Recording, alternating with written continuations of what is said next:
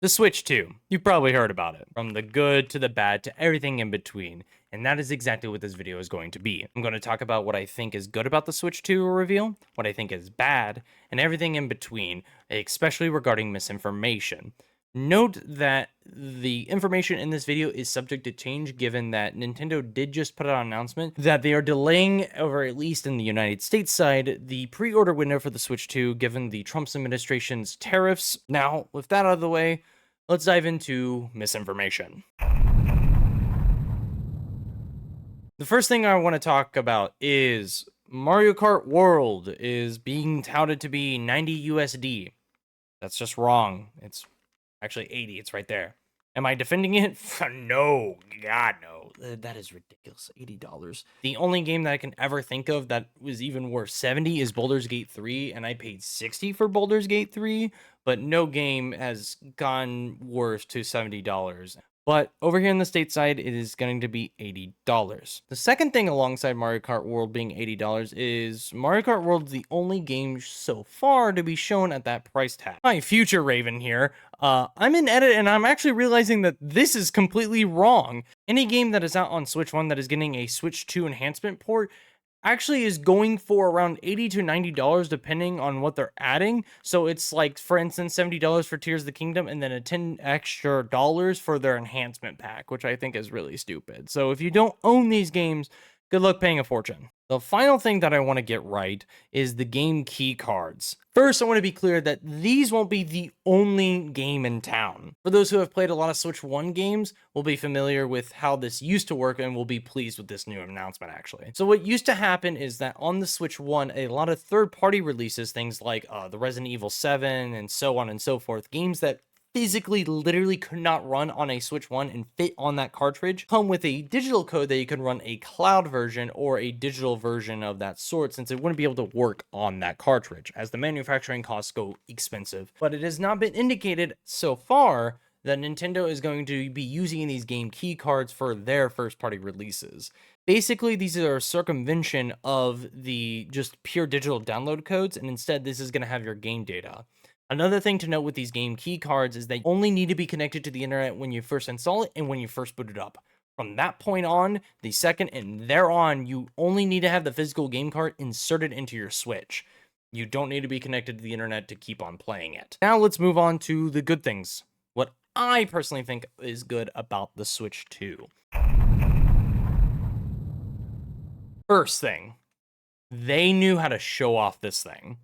They talked about games, games, and games. They learned from the Wii U days and the Xbox One review at least, and the actual presentation for the most part was fantastic. Second good thing, they didn't bore us to death with boring information, but did enough to pass along sizable information on specs and the console itself, though they kind of left out some minute details. Third thing, some really cool features like the game sharing and the virtual game cards are really consumer friendly and should be heavily praised. For instance, game sharing works that if, say, I have 51 Clubhouse games, you and someone else or whoever or one of my friends comes over, we can play off of that one copy of the game onto multiple systems at once, which is fantastic.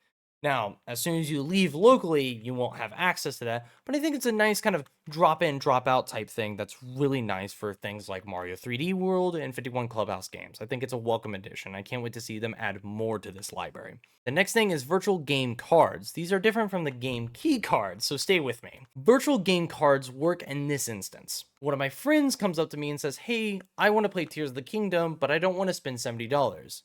Understandable, as it sucks. But I'm like, hey, I've got the digital copy. I don't feel like playing it. So here, I will lend my digitally owned copy of Tears of the Kingdom to your Nintendo account, and for the next 14 days, you can play it.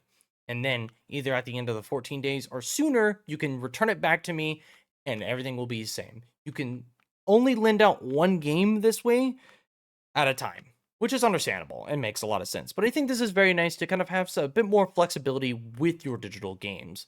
Though it kind of does push us into this ever-closing doomsday approach that you don't actually own anything, which has kind of already been the case. Fourth thing I want to talk about.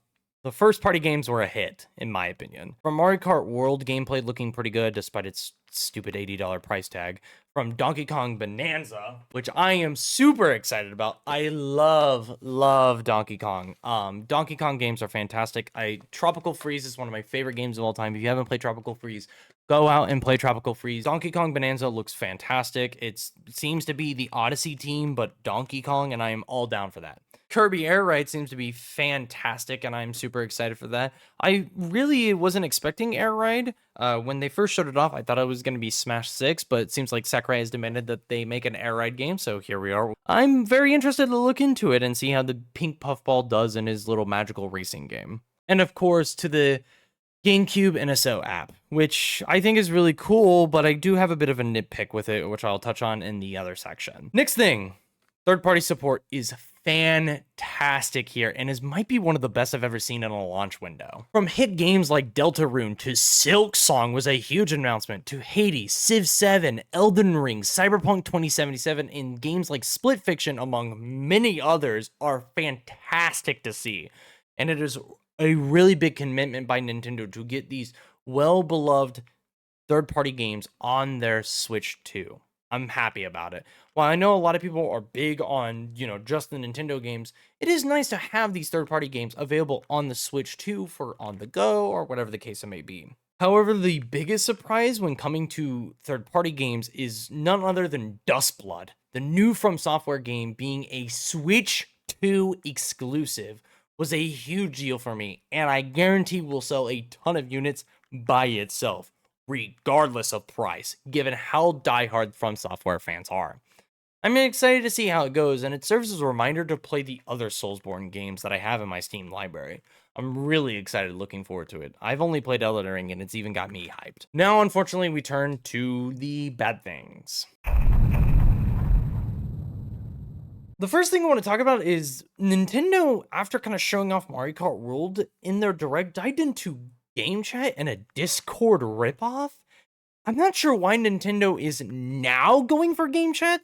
Like, I've never viewed their consoles as the always online, online conglomerate, always chat with your friends 24/7 type of thing. Their system, in my eyes, has been the bring your friends over, bring your family, your significant other, your partner, whatever the case it may be, into your living room or into your bedroom to play these games. It's just a bit odd to see it. While I'm happy that they're trying it, it seems that their execution is really miscalculated here and misguided, to be blunt. It just doesn't seem well thought out. It just seems like, well, Discord's kind of big, so let's just do that, and not really well thought out. Also, the camera being $50, I doubt that camera will even be good. The second thing, the Switch 2 is, better, but the system isn't giving a reason to buy the console itself. There's no big sell to the average consumer. And sure, exclusives help, but most people don't know the difference between specs and other factors. The big reason that the Wii did so well is that people understood what this did. People got the understanding that, I hold it like a baseball bat and it swings and it hits like a baseball bat. So just not having a really big, selling point or gimmick more so really does put the Switch 2 in a peculiar place. Next, Nintendo. Making me pay for a tech demonstration of how your awesome new Switch console works just doesn't make any sense whatsoever. Wouldn't it be the smart thing to get this tech demo or this tech demonstration pre-installed on your Switch 2 free of charge so everyone can figure out the little nook and crannies of how awesome the Switch 2 is and justify as to why I bought the system? The reason, once again, why the Wii worked so well is because a little game called Wii Sports was on it, free of charge. In fact, you couldn't get away from a Wii bundle that had Wii Sports on it. You practically had to buy a Wii with the disc with it. And that made people understand exactly, once again, why the Wii worked so well. Having your tech demo be a paid wall is just mind-numbingly stupid. I really hope Nintendo reverses the decision. Next. Really, Nintendo? Only 3 GameCube games at launch and only available on Switch 2? That is stupid across the entire board. The Switch 1 can run a fully fledged remaster of Metroid Prime 1, one of the most prolific games, period, let alone of the GameCube library. So how is a remaster of a GameCube game being able to run on Switch 1, but the GameCube game itself can't run on Switch 1, or is it just a reason so people can buy the Switch 2? I have a feeling it is the latter. It's really devastating. There are way more games that should be available at launch. I know that they said that they will add more in the later future, but 3 games? Really? Wind Waker is really the only thing here that makes any sense, and it's a damn shame. There should be a lot more games. Where's Twilight Princess? Where's Mario Sunshine? Where's all these other games that are beloved? Where's Melee? Where are all these other Chibi Robo? Where there are so many games, Resident Evil 4, where are all these other games that definitely should be on this system that I know other companies with a third party would be more than happy to place on these on this NSO service. And also, I think another game console should be included, maybe the DS or the Wii. I think it's just a laughable excuse to have it only on Switch 2. Next, the game upgrades for the Switch 1 ports to Switch 2. I think charging for them is ridiculous. The Tears of the Kingdom and Breath of the Wild being charged for what is practically a game encyclopedia on my phone is ridiculous. I don't think that should be charged at all. Like, zip, none.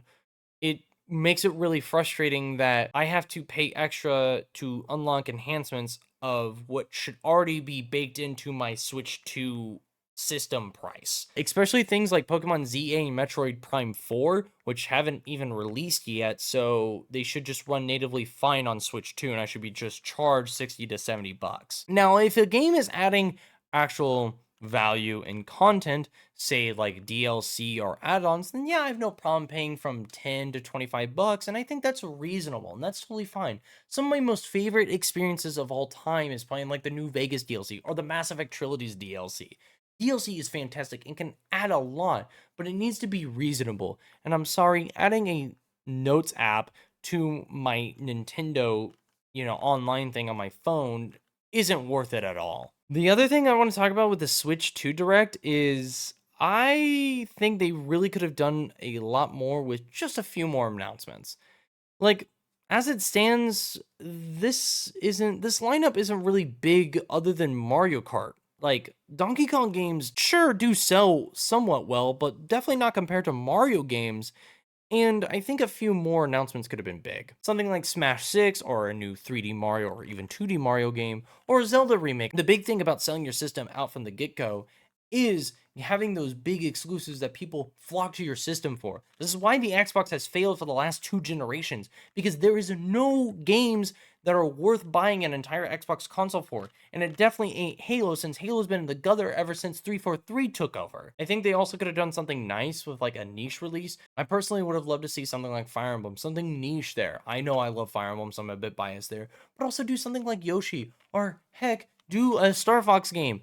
Ever since Star Fox Zero on the Wii U was a complete disaster, I think you owe it to fans to give Star Fox fans something good. So overall, that is my opinion of the Switch 2, from its direct to its reveal to the prices and everything in between.